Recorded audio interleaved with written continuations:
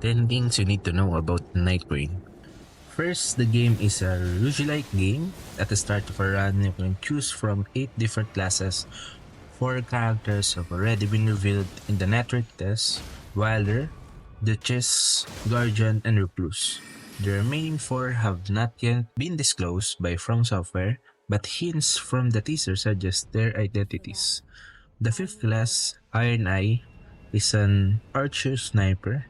The 6th class appears to be a barbarian type, wielding strength-based weapons like hammers and axes. The 7th class uses a katana, and the 8th class is likely a healer who provides buffs and summons spirit ashes. Each class has its own special abilities. Nightfarers skills are the passive skills, character skills, and the ultimate arts for the Nightfarers.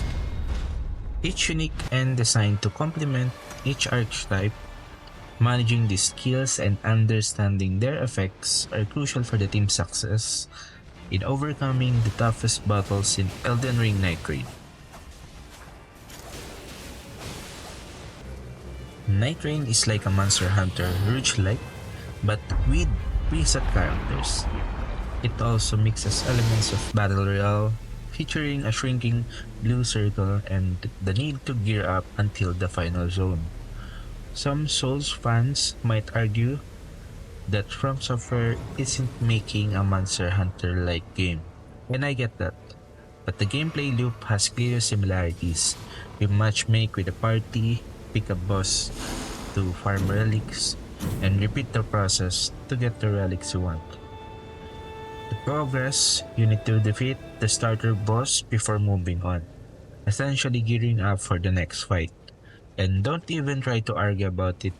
From Software itself referenced Monster Hunter in the beta survey. So that's clearly an inspiration for Nightrein. You'll encounter 3 major bosses in each run, one on day 1, another on day 2, and on day 3, you'll face the Night Lord, the chosen boss for the run. The major bosses in Nightrein are also taken from Dark Souls, meaning you'll encounter some iconic bosses from the series. For example, in the network test, the day 1 boss was the Centipede Demon from Dark Souls 1. In the Nightrein trailer, you can even spot the Nameless King, an optional boss from Dark Souls 3. So again, there are 3 major bosses on each run, one from day 1 and 2, and the last day you'll encounter the chosen Night Lord.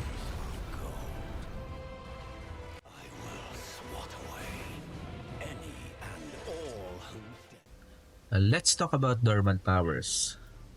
These are special rewards players receive after defeating a major boss at the end of each day.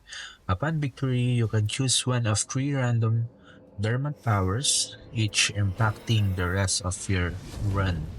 These powers can provide permanent buffs to your character, enhance your armaments, or grant other unique effects.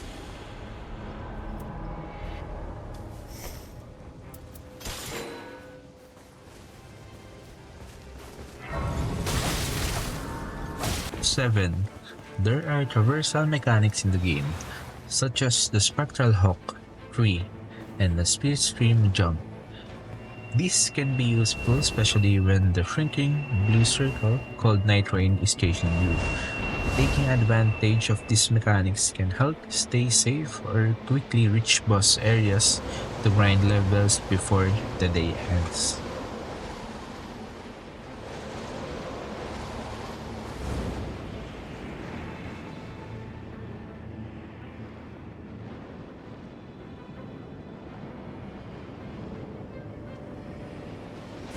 So if you spot a spectral hawk tree, you can use that and traverse across the map to find some areas to loot or fight mobs.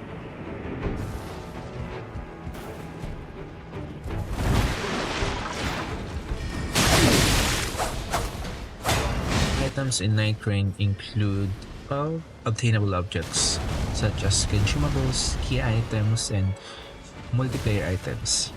These can be acquired as traps from enemies and bosses given by NPCs found in chests or discovered throughout the world. In Nightrein, players are limited to 4 item slots, making item management and prioritization crucial.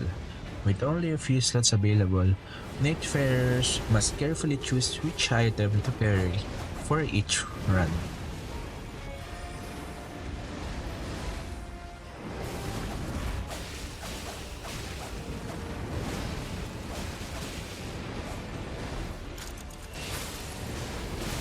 To revive a teammate, you need to attack them. Yes, actually attack them. When a player goes down, they don't just vanish. Instead, they collapse underground, and you must revive them in true From Software fashion by attacking them. A circle with 3 bars appears over their head, representing their revival state. The first time they go down, you only need to deplete 1 bar to bring them back. The second time, 2 bars appear, and the third time requires you to clear all 3 bars, forming a full circle. If you go down during open world exploration and time runs out, you'll respawn with 1 level lost. However, in major boss fights, there's no timer. If all players die, the run is over, and you'll return to the round table hold.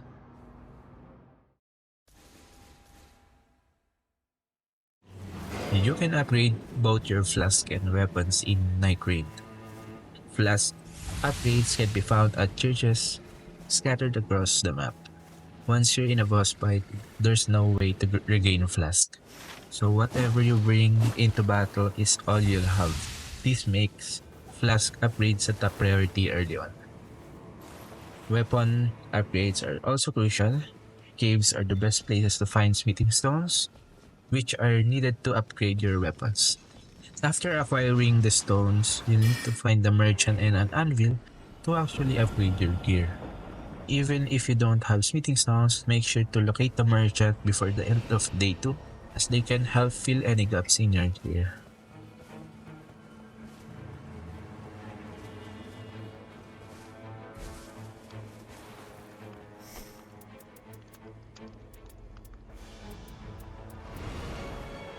All the tips I've mentioned are subject to change since this content is based on the network test. However, most of the tips are general and will likely be in the game. If you want to watch my full run of Gladius Beast of Night, check out the video at the end of this content. Thanks for watching.